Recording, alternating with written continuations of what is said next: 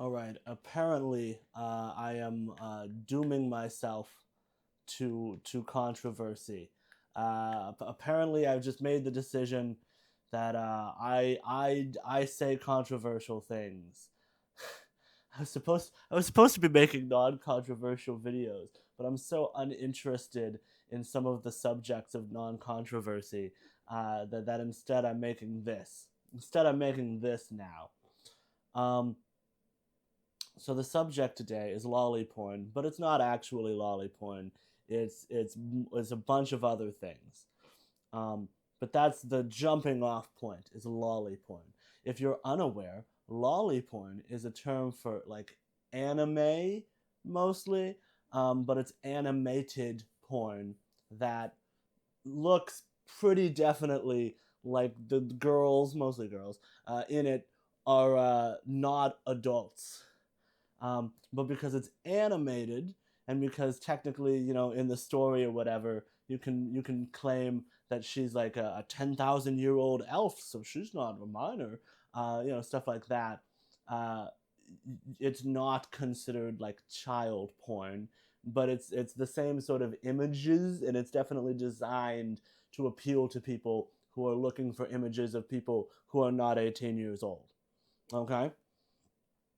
Uh, there have been a number of controversies. I don't even know how many, probably 100 within the political sphere, and I'm sure within every sphere regarding some or another person getting caught having looked at Lolly, and that becomes a way for cancellation to take place. It becomes a way for people to be like, haha, that person's a pedophile. So don't listen to any of their ideas or opinions.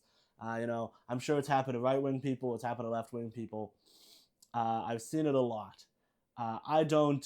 I don't take much out of this. I don't have any problem with somebody looking at Lolly. Um, I don't really see the issue there because realistically, it's a fantasy, and all of porn is fantasies about bad stuff, right? Consensual non-consent is fantasizing about rape, basically, right? It's a rape fantasy, but it's still not a real rape. There's a difference between somebody actually getting raped and you filming that and then posting it online, which would be evil, to be clear, and somebody pretending to be raped for a sexual fantasy video, right? Same thing here. There's a difference between a child actually being exploited for the production of porn and a child being animated to seem as though they're young. Okay? That argument, I've found, does not work even amongst, let's say, pro porn people or left wing people, broadly speaking, which is weird.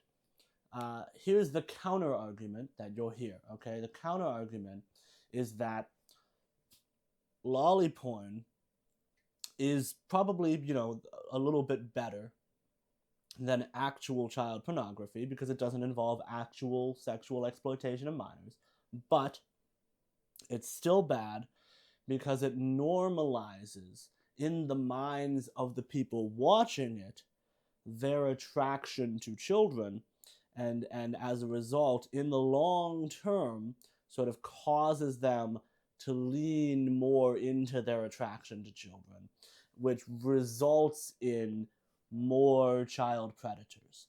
And so it's good that we get rid of lolly to prevent that subconscious process of child attraction normalization. Um, you might recognize this if you're not full of contradictions like everyone seems to be to me. You might recognize this as the exact same argument that everyone who is critical of porn ever has ever made about why porn in general is bad, right? Whether this person is a religious conservative who is against porn, or one of these more modern, sort of incel manosphere type people who's critical of porn, or if you're a radical feminist who is critical of porn. The arguments are pretty much the same. It normalizes BDSM, which is like when they say normalizes BDSM, I don't think they're thinking about like, oh no, you're gonna start spanking people, the horror.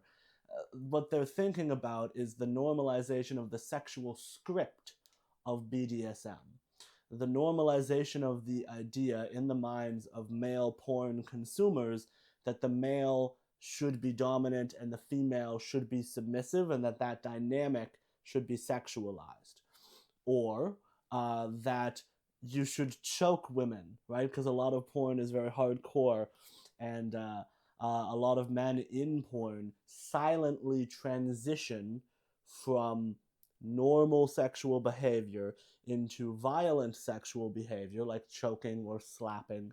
And that's treated not as something that consent is required for. Because how often do you see in a porn a guy stop what he's doing and go, hey, would it be all right if I choke you now? It doesn't happen, right? And rather, the willingness to be dominant in that way is fundamentally part of the fantasy. It's fundamentally part of the sexualness. And so it normalizes a sexual script whereby consent is not necessary to choke someone, right? That's one of the reasons people who are critical of porn are critical of porn. So to take this argument and apply it only to Loli and not to all porn, especially when there are other arguments that you could make, right? If you're against banning porn, there's probably a number of arguments you have about like, well, you just can't ban stuff you don't like. You can't drive it underground like that. People will find a way to get porn no matter what. But you don't make those arguments when you're making it about Loli, do you? Or child porn for that matter. You don't believe that when it comes to something you think is really, really bad. So really, under the surface, the actual argument, the implicit argument that's being ignored here, is that porn is fine, that they like it. And they use these more pragmatic arguments to convince people who don't like it to not be political about it, more or less, right? So where is this going? Because I said this wasn't just about Loli porn. It's already expanded out into being about porn more generally, but it can go even a little bit farther than that. It's also about theories of human nature, because in one theory of human nature, we should be so concerned with the aspects of humanity that are unconscious that it requires outside intervention of some kind. Maybe it's you ban porn. Maybe it's just we need like stronger communities that help people to sort of shy away from this stuff. Maybe it's collective sex education or something, whatever, right? There's a distrust of some aspect of human nature that is going on unconsciously that requires outside intervention. And then the other side of the argument is no, there's not. We don't have to distrust that much. Our rational aspect of ourselves is stronger, and thus outside intervention is unneeded. That divide can be seen all over the place. That is gambling, it's drinking, it's drugs, it's social media addiction, it is every single issue. It is tons of different things.